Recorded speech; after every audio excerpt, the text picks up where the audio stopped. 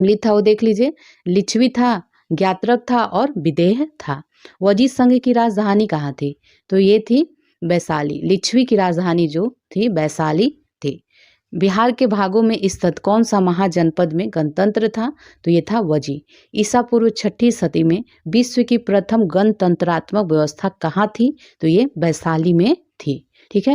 मगध की प्रथम राजधानी कौन सी थी? तो ये गिरिवर्ज राजगृह थी। प्राचीन भारत के 16 महाजनपदों में एक था, तो ये अंग था। विश्व का पहला गणतंत्र वैशाली में किसके द्वारा स्थापित किया गया था? तो ये लिच्छवियों के द्वारा स्थापित किया गया था विश्व का पहला गणतंत्र। ठीक है। अब हम लोग देखेंगे जैन धर्म। ठीक है। जैन धर्म के वास्तविक संस्थापक और 24वें एवं अंतिम तीर्थंकर जो थे महावीर, इनका जन्म कहाँ हुआ था? तो ये कुंडग्राम में इनका जन्म हुआ था और इनके बचपन का नाम था वर्धमान। ठीक है। महावीर के जन्म स्थल कुंडग्राम बिहार के किस जिले में है? तो ये वैशाली जिले में है। महावीर स्वामी का जन्म का वर्ष आमतौर पर 540 ईसा पूर्व माना जाता है। ठीक है। महावीर स्वामी के पिता सिद्धार्थ का संबंध था, तो ये वजी संघ से संबंधित थे। सिद्धार्थ जो थे वजी संघ के एक गणराज्य जो था कुंडग्राम के ज्ञात्रिक क्षत्रियों के प्रमुख थे। नेक्स्ट देखते हैं महावीर स्वामी की जो माता त्रिशला थी विदेह दत्ता, ये कहाँ की राजकुमारी थी? तो ये लिच्छवी की राजकुमारी थी। त्रिशला लिच्छवी प्रमुख चेटक की बहन थी। महावीर स्वामी ने अपना अंतिम उपदेश दिया था, तो ये पावापुरी में दिया था। महावीर की मृत्यु हुई थी कहाँ? तो ये पावापुरी में हुई थी। प्रथम जैन संगीति का आयोजन हुआ था, तो पाटलिपुत्र में हुआ था। प्रथम जैन संगीति का आयोजन किसके शासनकाल में हुआ था? तो चंद्रगुप्त मौर्य के। प्रथम जैन संगीति की अध्यक्षता किसने करा था? स्थूलभद्र ने करा था। नेक्स्ट है प्रथम जैन संगीति का आयोजन पाटलिपुत्र में हुआ था, जिसमें कार्य हुए थे। तो क्या कार्य हुए थे? जैन धर्म के महत्वपूर्ण जो 12 अंग हैं, अंगों का प्रणयन किया गया था और जैन धर्म के 2 भागों श्वेतांबर एवं दिगंबर में विभाजन हुआ था इस समय। ठीक है। जैन धर्म के 12वें तीर्थंकर वसु पूज्य की जन्मस्थली कहाँ है? तो यह चंपा में है। अब हम लोग बौद्ध धर्म के बारे में देखेंगे। बौद्ध धर्म के जो संस्थापक गौतम बुद्ध हैं, इन्होंने गृह त्याग के उपरांत सर्वप्रथम कहाँ गए थे? तो ये वैशाली के समीप अलार कलाम होगा यहाँ पे, उनके आश्रम में गए थे। अलार कलाम के आश्रम में गए थे। ठीक है। नेक्स्ट देखते हैं गौतम बुद्ध को कहाँ कौटिन्य और 5 ब्राह्मण मिले थे? तो ये उरुवला बोधगया में मिले थे। गौतम बुद्ध को ज्ञान प्राप्त हुआ था बोधगया में हुआ था। गौतम बुद्ध को किस नदी के किनारे? तो ये निरंजना नदी के किनारे उनको ज्ञान की प्राप्ति हुई थी। उन्हें ज्ञान की प्राप्ति बोधगया में निरंजना नदी के किनारे एक पीपल के वृक्ष के नीचे हुआ था। नेक्स्ट देखते हैं राजगृह में आयोजित प्रथम बौद्ध संगीति में कौन से कार्य हुए थे?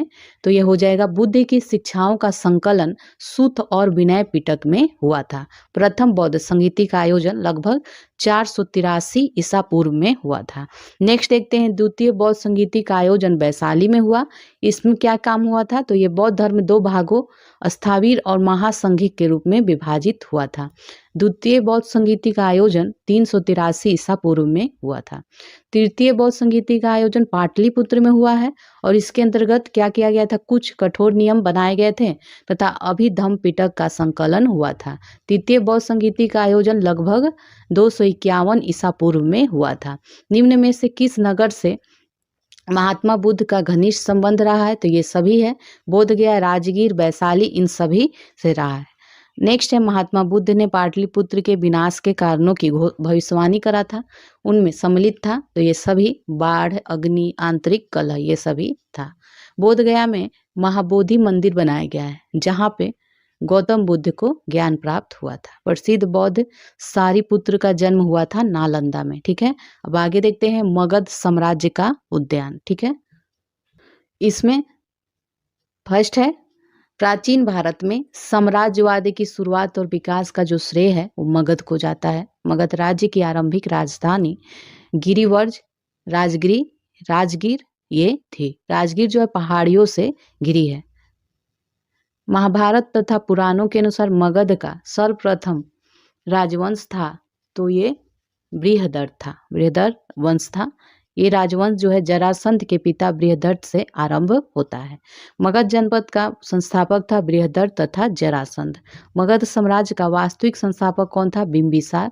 बिंबिसार का शासनकाल देखें तो 544 ईसा पूर्व से 493 ईसा पूर्व तक रहा है।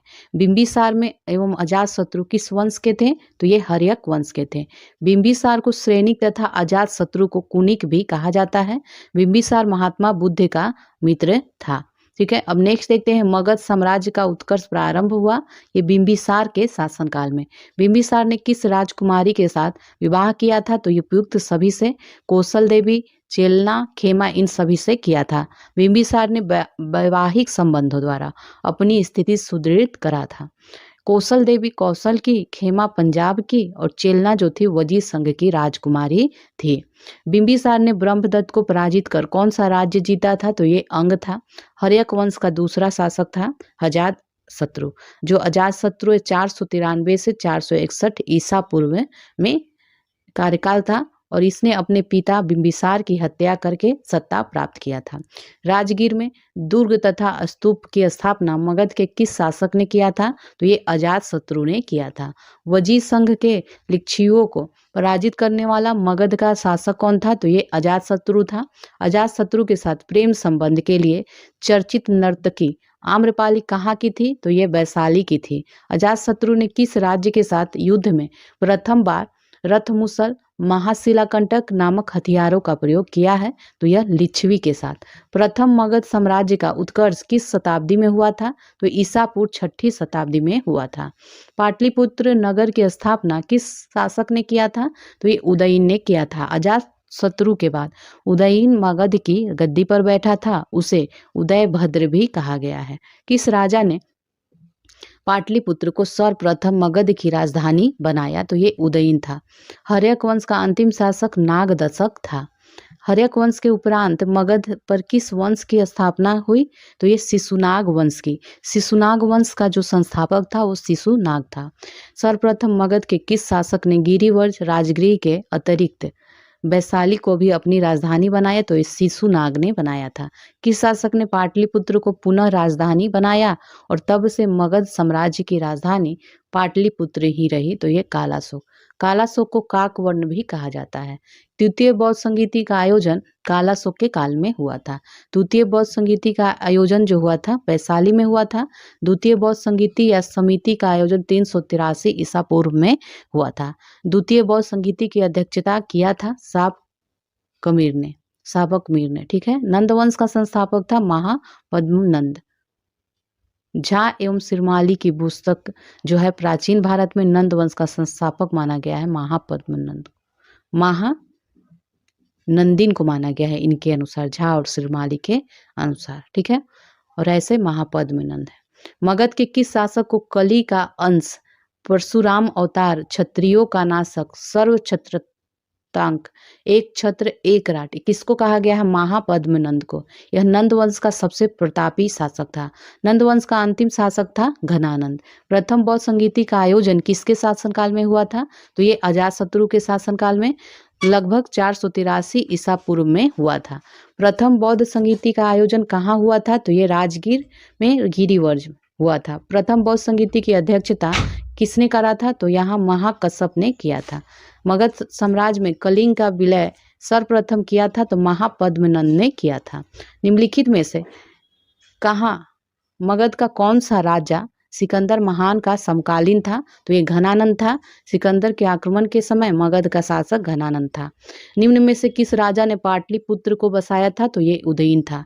नेक्स्ट है मगध के शासक अजातशत्रु ने किसके आक्रमणों के प्रतिरोध में गंगा और सोन के संगम पर स्थित पाटली ग्राम को सुरक्षित तथा किलों को सुसज्जित किया, जो आगे चलकर पाटलिपुत्र नगर बना? तो ये वैशाली के ब्रिजियों के द्वारा किया गया। ठीक है, नेक्स्ट अब देखेंगे मौर्य साम्राज्य।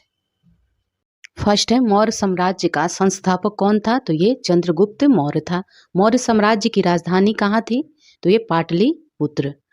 चंद्रगुप्त मौर्य ने मगध की सत्ता किसकी सहायता से प्राप्त करा था? तो ये चाणक्य या विष्णुगुप्त या कौटिल्य कह लीजिए, इनकी सहायता से। मौर्य साम्राज्य की स्थापना हुई थी 320 ईसा पूर्व में। यूनानी दूत मेगा